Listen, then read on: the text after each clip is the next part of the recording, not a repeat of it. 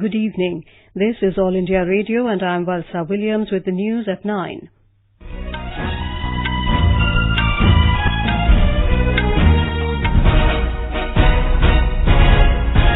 The headlines. Government announces 5% hike in Dearness Allowance for central government employees and pensioners. Also approves one-time payment of 5,50,000 rupees each to over 5,000 displaced Kashmiri families who came from POK. Cabinet extends Aadhaar-seeding date for beneficiaries of PM Kisan scheme till November 30th. Second informal summit between Prime Minister Narendra Modi and Chinese President Xi Jinping to be held in Tamilnadu on Friday. 3 scientists jointly awarded 2019 Nobel Prize for Chemistry for their work on lithium-ion batteries. Turkey launches military operation against Kurdish forces in Northern Syria following withdrawal of US troops. And in women's cricket, India defeats South Africa by 8 wickets in first ODI at Vadodra. The government announced 5% hike in Dearness Allowance for central government employees and pensioners. Briefing media after the cabinet meeting in New Delhi today, Union Minister Prakash Javadekar said it will benefit 50 lakh central government employees and 65 lakh pensioners. In a major decision, it has increased Dearness Allowance by 5% of central government employees and pensioners. It will entail upon nearly 16,000 crore rupees. And this is the highest in a way, 5% rise in one go. And more importantly, on the eve of Diwali, this will be paid from July 2019. The government has also sanctioned a relief package for displaced Kashmiri families who had come from areas of Pakistan-occupied Jammu and Kashmir. An amount of 5.5 lakh rupees will be given per family. These 5,300 displaced families initially opted to move outside the state of Jammu and Kashmir but later on returned and settled there. Mr. Javadekar said the decision will provide justice to the displaced families. Today we have done justice to them. Today we have removed that injustice, and now all these 5,300 families will also get 5,50,000 each family, and this is historical wrong being corrected. The Cabinet has also approved relaxation of the mandatory requirement of Aadhaar-seeded data as a precondition for release of funds to the beneficiaries under the PM Kisan scheme. The relaxation will be till the 30th of November this year.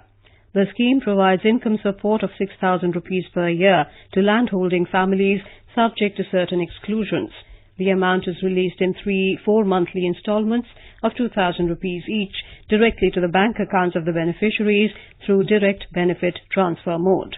After finding out that there is some difficulties in some states for seeding of Aadhaar account for their applications, we have extended the Aadhaar seeding limit up to 30th November. And therefore, because of non-seeding, who were not getting the 6,000 Prime Minister Kisan Samman will get, because this is on the eve of Rabi season, they get timely assistance. This is unique scheme where 14 crore farmers are getting 87,000 crore rupees, and already more than 7 crore farmers have got it. The government also approved MOUs between India and foreign broadcasters in the field of radio and television. The MOUs will help the public broadcaster in exploring new visions and strategies to address new technological demands and stiff competition. Following the decision, broadcasting of programs will be obtained through mutual exchange and co-production. This will lead to equity and inclusiveness among viewers and listeners of DD and AIR. Exchanges of technical know-how, expertise and training of manpower will help the public broadcaster meet emerging challenges in the field of broadcasting. The Cabinet was apprised of the progress under National Health Mission (NHM) and decisions of the Empowered Programme Committee and Mission Steering Group of the NHM. There has been a decline in infant and maternal mortality rate since the launch of the Health Mission programs. In Jammu and Kashmir, the state unit of the Congress has welcomed the centre's decision to extend an ex gratia relief of 5.5 lakh rupees each to the 5,300 families who had come from Pakistan-occupied Kashmir and initially settled outside J&K but relocated to the state later. JKPCC spokesperson Ravinder Sharma has, however, questioned as to why a full package including a financial assistance of 25 lakh rupees per family, as recommended by the NC Congress government, which was revised to 30 lakh by a joint parliamentary committee, has not been sanctioned so far. Chinese President Xi Jinping will arrive in Chennai on the 11th of this month on a 2-day visit to India for the second informal summit. Mr. Jinping will be accompanied by member of Politburo and Chinese Foreign Minister Wang Yi. Mr. Jinping and Prime Minister Narendra Modi had their inaugural informal summit in Wuhan, China in April last year. An official release said the forthcoming informal summit will provide an opportunity for Prime Minister Narendra Modi and President Xi Jinping to continue their discussions on overarching issues of bilateral, regional and global importance and to exchange views on deepening India-China closer development partnership. Government sources said no signing of documents is expected during the Chinese president's visit, as this is an informal summit. More details from our correspondent.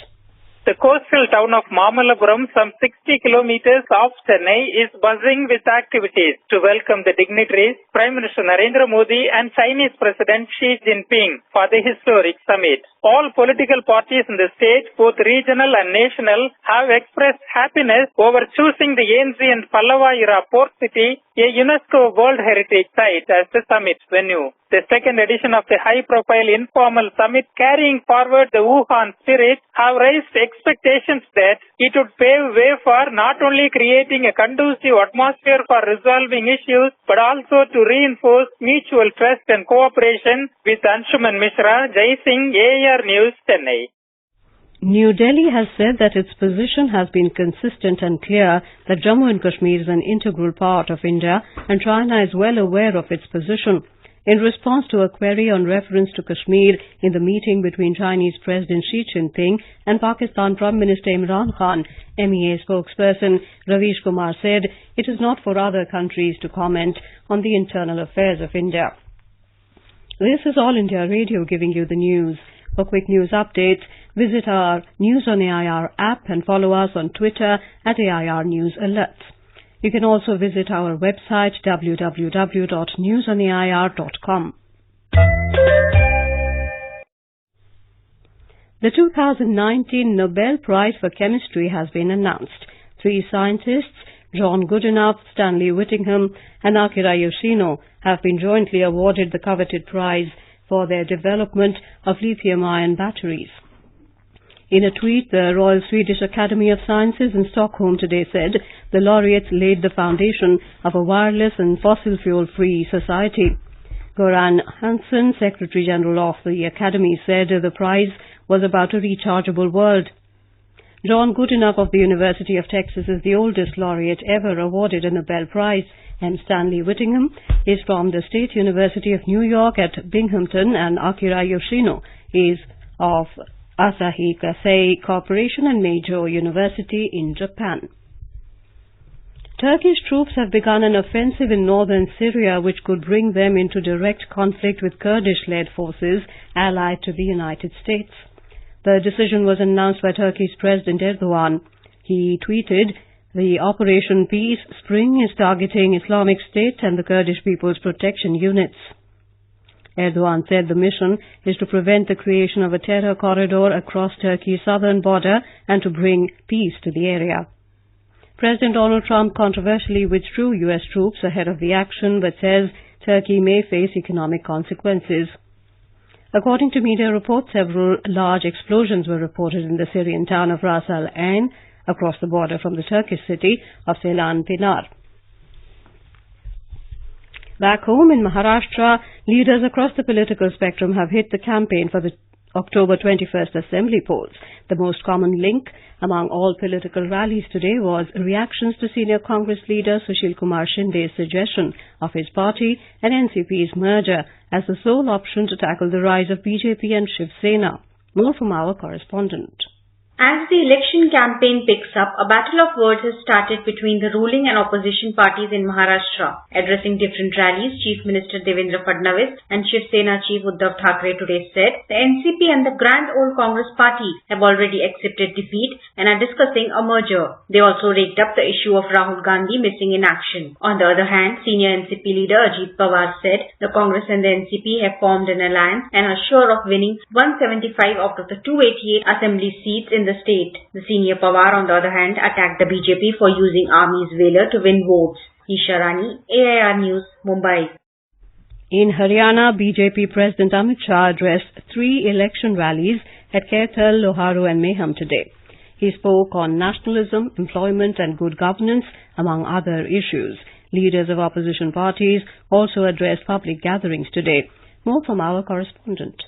In his rallies, Amit Shah accuses the Congress of opposing the government's every decision taken in the national interest. 3 पीढ़ियों तक शासन करा, मगर हिम्मत नहीं थी धारा 370 हटाने की।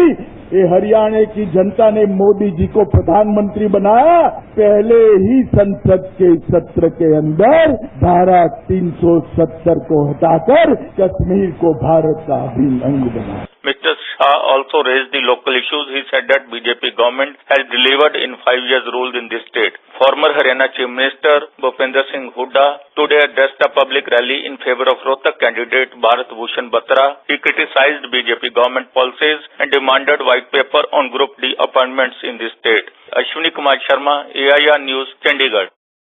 In Haryana, senior Congress leader Sampath Singh joined the BJP at the election rally of Home Minister and Party President Amit Shah in Meham today. He had resigned from the Congress on Monday, alleging that its leaders sold tickets. He also alleged that some Congress leaders had hijacked the party in the state.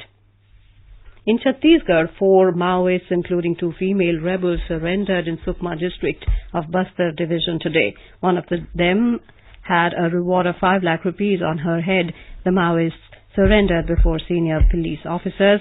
Talking to AIR News, Sukma Superintendent of Police said the rebels were involved in various incidents. जो लोग frontal organisation के रूप में काम कर रहे हैं, ये वही फ्रंटल ऑर्गेनाइजेशन के सदस्य थे और ये लोग काफी दिनों से एक्टिव थे। ये लोगों ने इच्छा जाहिर की कि नक्सली विचारधारा को छोड़ करके जो हमारी आत्मसमर्पण नीति है उससे प्रभावित होकर मुख्य धारा से जुड़ना चाह रहे थे। In women's cricket, India won the first ODI against South Africa by 8 wickets at Vadodra today, taking a lead of 1-0 in the 3-match series. The hosts chased down 165 runs in 41.4 overs with 8 wickets in hand. The second ODI will be played at the same venue on Friday. In men's cricket, the second test match between India and South Africa will begin from tomorrow at Pune. All India Radio will broadcast a bilingual live commentary on the match in Hindi and English. India lead the 3-match series 1-0. Now a report from the business world. The BSE Sensex surged 646 points or 1.72% to end at 38,178, while the broader NSE Nifty zoomed 187 points or 1.68% to 11,313. The rupee today depreciated 5 paise to 71 rupees and 7 paise against the US dollar. Gold prices today rose by 315 rupees to 39,325 rupees per 10 grams at Delhi's bullion market. And in Brent crude prices were trading around $59 per barrel. Paul Thotham with Sanjay Kumar Singh for AIR News. The government today launched a device that will help provide information related to disaster warnings when fishermen move away from the coast beyond 10 to 12 kilometers. Gagan-enabled mariners' instrument for navigation and information Gemini device will disseminate seamless and effective emergency information and communication on disaster warnings to fishermen. After unveiling the device in New Delhi, Science and Technology Minister Dr. Harshvardhan said satellite-based communication is suitable to the dissemination of such emergency information. And now, before we end the bulletin, headlines once again. Government announces 5% hike in Dearness Allowance for central government employees and pensioners, also approves one-time payment of 5,50,000 rupees each to over 5,000 displaced Kashmiri families who came from POK. Cabinet approves relaxation for mandatory requirement of Aadhaar-seeded data for beneficiaries of PM Kisan scheme till November the 30th.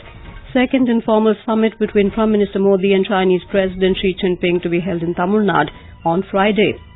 3 scientists jointly awarded 2019 Nobel Prize for Chemistry for their work on lithium-ion batteries.